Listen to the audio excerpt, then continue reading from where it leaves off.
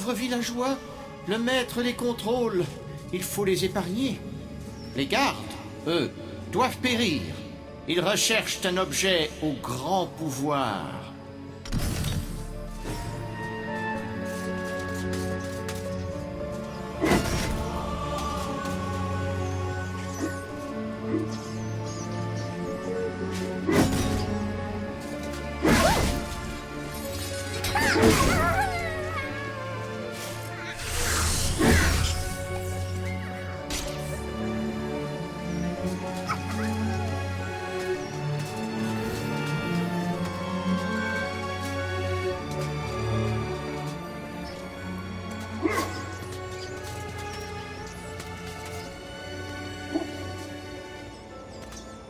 Une croix se trouvait jadis à cet endroit, mais le maire s'en est emparé.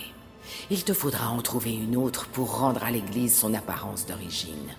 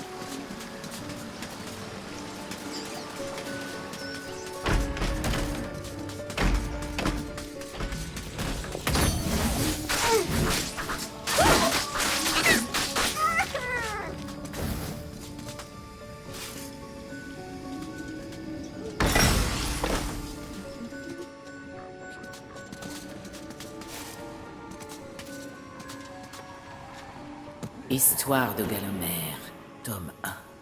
Pendant les heures sombres du passé pas si lointain de Galomère, le roi Pérégrin parvint à faire obstacle à Zarok, le nécromancien, qui nourrissait le noir dessein d'asservir le royaume.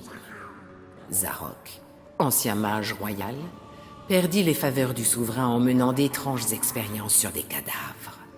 La rumeur courait alors dans le royaume que les défunts ne trouvaient nul repos dans les sombres profondeurs du château.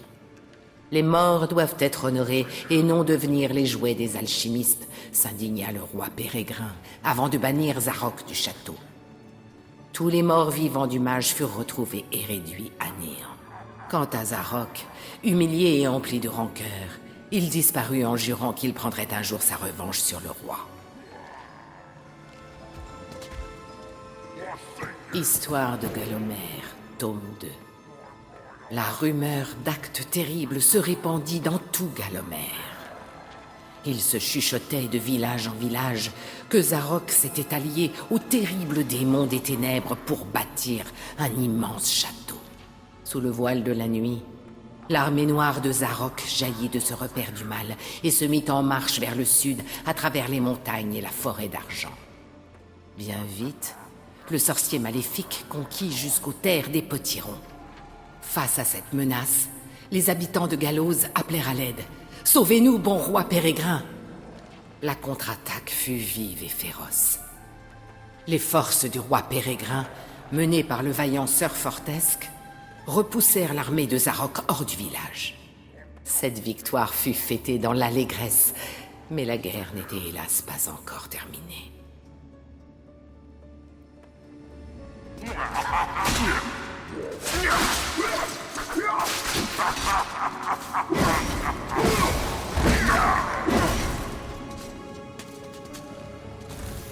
Histoire de Galomère, tome 3. En s'emparant des terres inondables, l'armée de Zarok sema l'inquiétude au sein du royaume. Cet emplacement stratégique permettait à Zarok de marcher vers l'ouest pour conquérir la forêt enchantée. Le royaume peinerait à se relever si ce site sacré venait à tomber entre les mains du vil sorcier. Ce fut à nouveau sœur Dan Fortesque qui prit la tête de l'armée royale pour repousser les troupes démoniaques.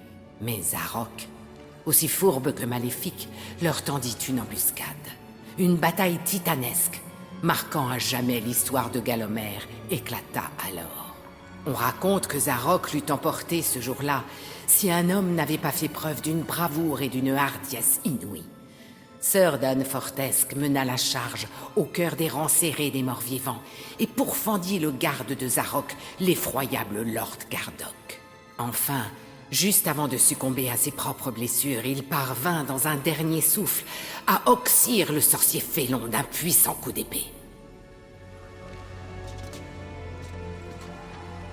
Histoire de Galomère, tome 4. Les forces du mal furent anéanties au prix d'un terrible tribut de sang. Seule une poignée de soldats royaux survécurent à la bataille. Galomère dut faire le deuil d'une génération entière de jeunes hommes, dont le légendaire Tim le Rusé, as de l'arbalète et bras droit de sœur Fortesque, qui périt tragiquement sous la première volée de flèches. Le corps de Zarok ne fut jamais retrouvé, mais nul à Galomère ne le pleurerait s'il gisait, dans l'indifférence générale, au fond d'une fosse sans nom. Les démons des ténèbres qui s'étaient battus sous la bannière de Zarok étaient des créatures surnaturelles qui n'avaient pas leur place dans le monde des mortels. Le roi ordonna leur bannissement et leur emprisonnement dans le sous-sol sacré de la terre enchantée. Enfermés dans un coffre inviolable conçu par le roi en personne, les démons des ténèbres furent enterrés profondément. Leur sinistre tombeau fut scellé à l'aide d'un objet magique, connu désormais sous le nom d'artefact de l'ombre.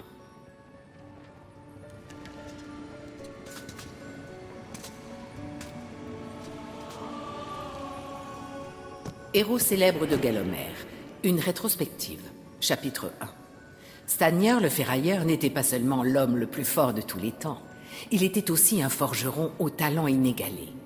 Il prenait autant de plaisir à frapper son enclume qu'à frapper ses ennemis sur un champ de bataille. On raconte qu'il ne craignait qu'une seule chose, que son travail d'artisan forgeron au sein du village ne soit un jour concurrencé par des établissements de production de masse. Absurde, n'est-ce pas ?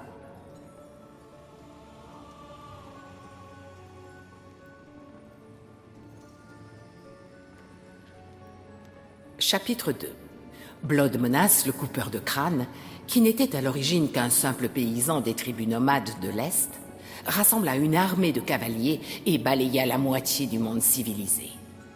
Quand il finit par rendre l'âme, en s'attaquant à une garnison du Nord, seul et uniquement armé du pic surmontant son aume, il était devenu le paysan le plus riche et le plus puissant de son époque.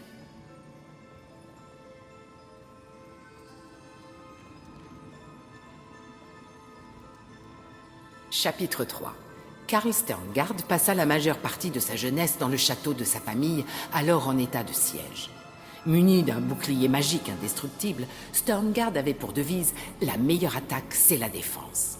Malheureusement, son fidèle bouclier ne pouvait rien contre ses calamiteuses habitudes alimentaires, et lors d'un festin, il mourut en avalant une énorme saucisse qu'il avait oublié de mâcher.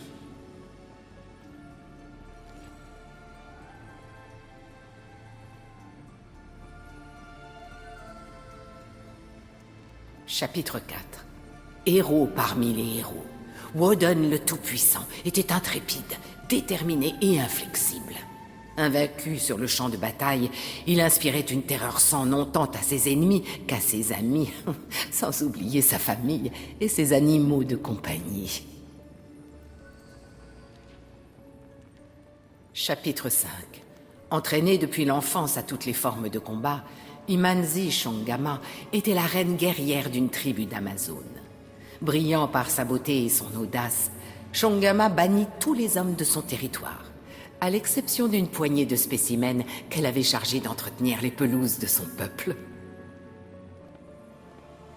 Chapitre 6. Mère au foyer, Megwin El Tempête fut forcée de défendre sa maisonnée contre une horde de barbares, pendant que les hommes s'adonnaient au plaisir de la chasse.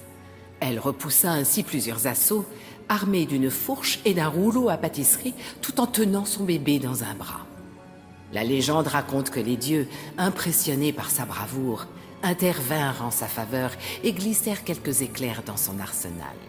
Elle triompha de ses ennemis et lança les éclairs qui lui restaient sur son mari quand celui-ci daigna enfin rentrer à la maison.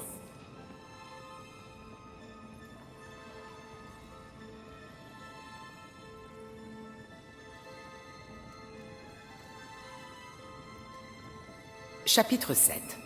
Armé d'une épée magique, Dirk le Dévoué était un combattant redoutable, qui se plaisait à dire que la défense était l'affaire des pleutres et que le vrai courage résidait dans l'attaque. Il était l'ami de Karl Sterngard et se tenait d'ailleurs à ses côtés au moment de la mort de ce dernier lors d'un festin. En effet, c'est alors que Dirk le Dévoué exposait son point de vue tranché sur les boucliers que Sterngard succomba à un accident aussi tragique qu'inexplicable. Pfff.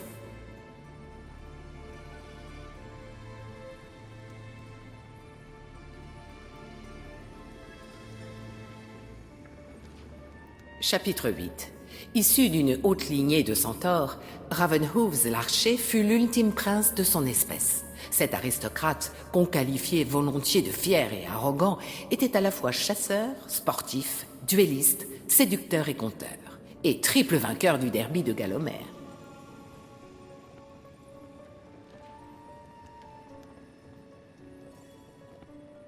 Chapitre 9. Capitaine de l'armée du roi Pérégrin, Sir Daniel Fortesque devint célèbre en terrassant le perfide sorcier Zarok. Soldat de carrière ayant passé son enfance à la cour, il était aimé des hommes qu'il commandait et réputé pour son dévouement sans faille envers Gallomère. Tous alors s'accordaient à penser que Fortesque ne pouvait avoir qu'un destin hors du commun. Avec sa mâchoire carrée, son regard d'acier et son épaisse chevelure noire corbeau, il avait en apparence tout du héros.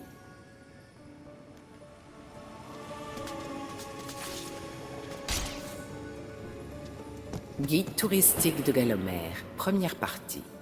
Partez à la découverte de Gallomère, une contrée somptueuse qui comblera les amateurs d'aventure et de beaux paysages.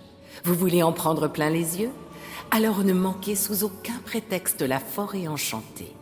Prenez de la hauteur pour observer les nids des dragoiseaux géants. Découvrez une flore merveilleusement bizarre et laissez-vous attendrir par d'adorables bébés crapauds dragons barbotant dans des mares aux eaux cristallines. Et que diriez-vous d'une petite promenade à travers la pittoresque vallée des Potirons ? Le potiron est l'ingrédient phare de la gastronomie locale et la vallée regorge de jeunes spécimens qui ne demandent qu'à être récoltés.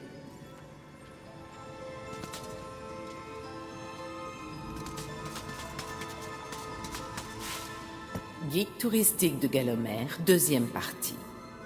Les ruines du château du roi Pérégrin raviront à coup sûr les aventuriers chevronnés en quête de mystère. Vous ne rêvez pas. Il s'agit bel et bien de la forteresse qui fut jadis le siège du roi légendaire. On raconte que sa couronne fut perdue dans ses cachots souterrains et que le spectre du roi en personne hante aujourd'hui encore ses couloirs austères et froids. Âme sensible s'abstenir. Soif de découverte ? Aventurez-vous dans les marais et partez à la recherche de la mythique Mélomède. Cette ville, qui aurait été autrefois un haut lieu de la pratique mystérieuse qu'est l'alchimie, fut engloutie il y a bien longtemps par de noirs marécages. Qui sait ? Un fabuleux trésor attend peut-être l'heureux aventurier qui parviendra à trouver ces vestiges inondés.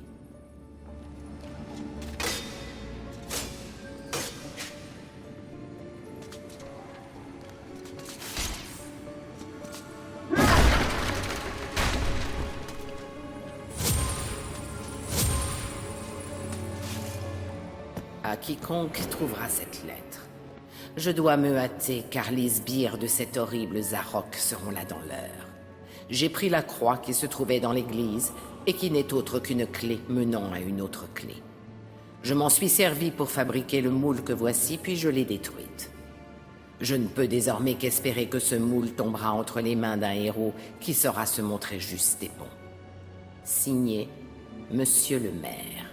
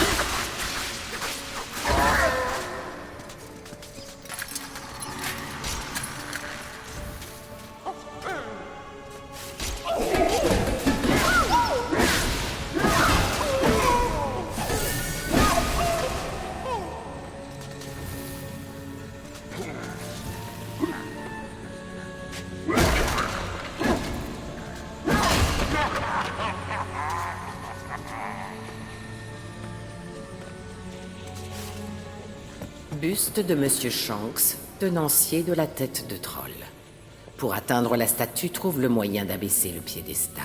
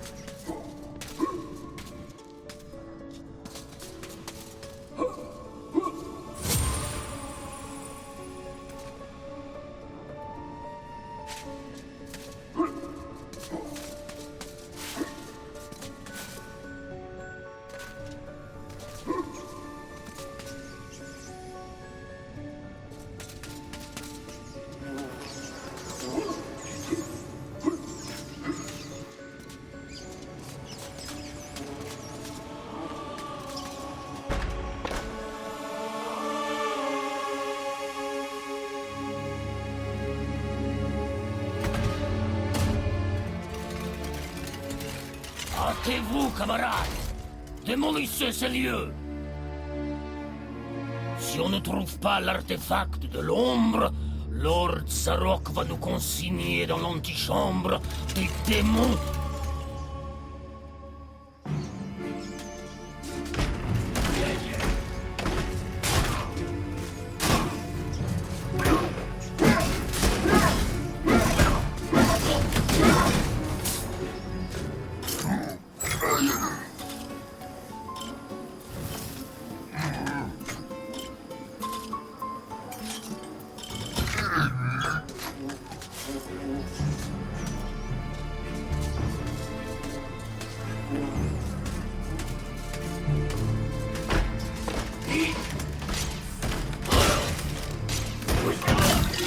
Le courant de la fontaine t'empêche d'accéder à la pierre runique. Ma foi, peut-être devras-tu attendre la prochaine sécheresse.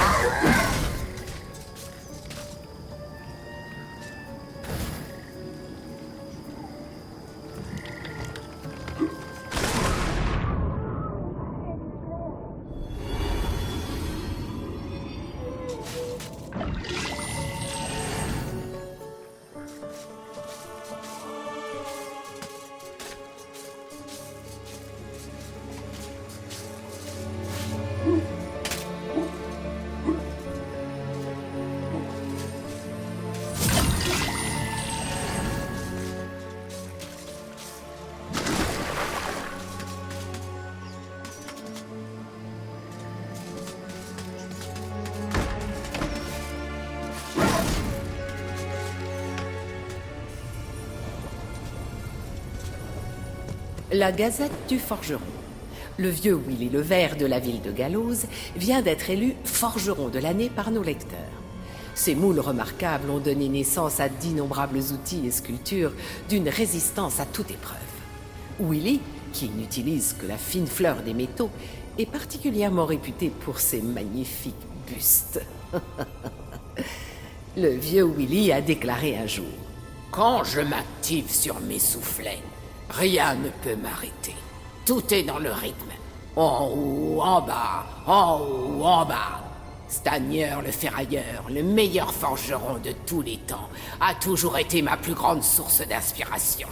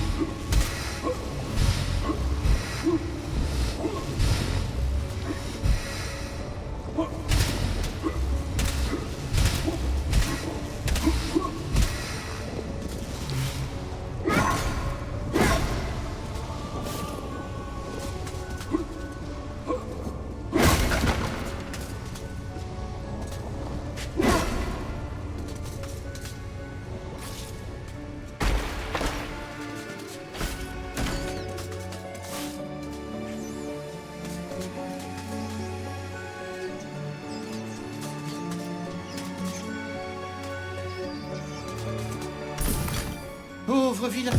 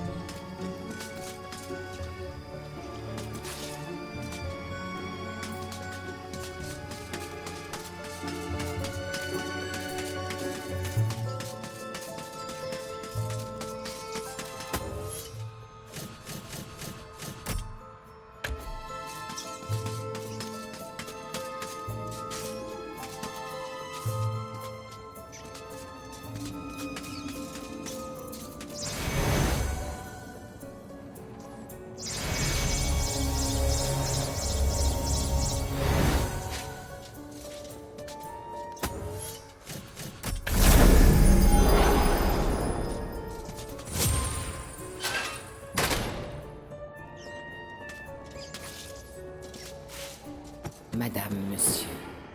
Au cours de mes voyages à travers Galomère, j'ai eu mon lot de découvertes mystérieuses et enchanteresques. Cependant, force est d'admettre que celle de la tombe des démons des ténèbres fut, de loin, la plus effroyable de toutes. La clé de leur lugubre prison, l'énigmatique artefact de l'ombre, est désormais en ma possession. Signé, Monsieur le maire.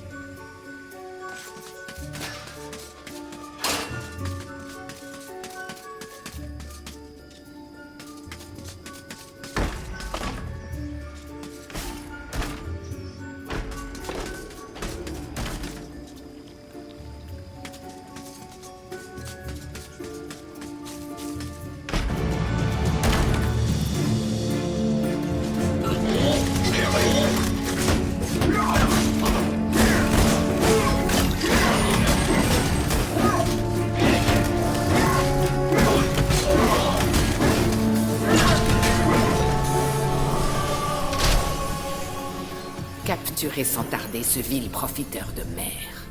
Enfermez-le à double tour dans les cachots de l'asile. Donnez à cette andouille une bonne leçon. Trouvez l'emplacement de l'artefact de l'ombre. Et pendant que vous y êtes, rapportez-moi un petit souvenir.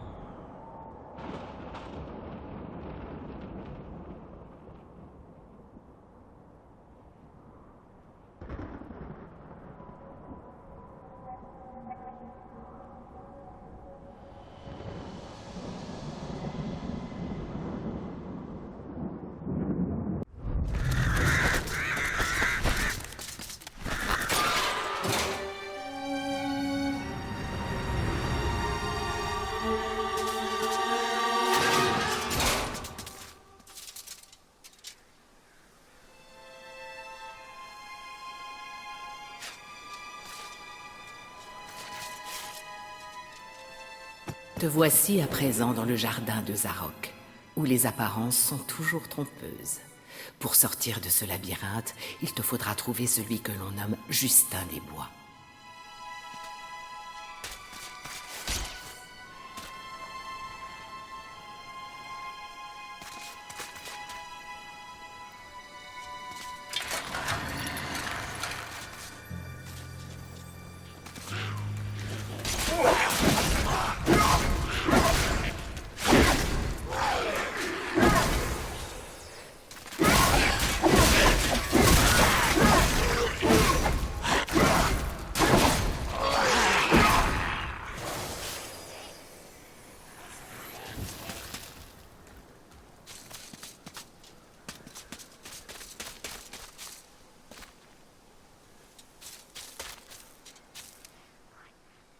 Mes hommages, sœur Fortesque. Je m'appelle Justin des Bois. Je suis le maître des énigmes et ce labyrinthe est mon domaine. Tu es libre de partir, mais uniquement si tu trouves la réponse à 4 devinettes.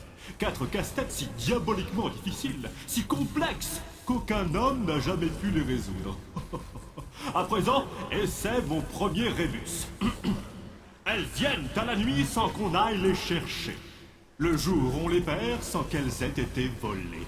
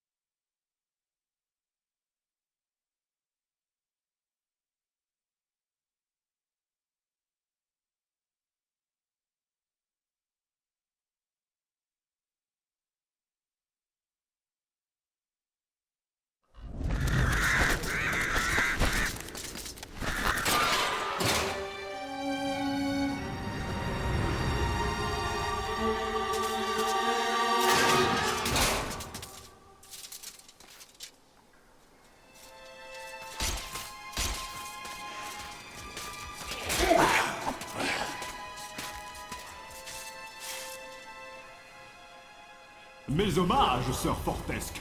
Je m'appelle Justin des Bois. Je suis le maître des énigmes et ce labyrinthe est mon domaine. Tu es libre de partir, mais uniquement si tu trouves la réponse à 4 devinettes. 4 casse-têtes si diaboliquement difficiles, si complexes, qu'aucun homme n'a jamais pu les résoudre. À présent, essaie mon premier rébus. Elles viennent à la nuit sans qu'on aille les chercher. Le jour, on les perd sans qu'elles aient été volées. Elles viennent à la nuit sans qu'on aille les chercher. Le jour, on les perd sans qu'elles aient été volées.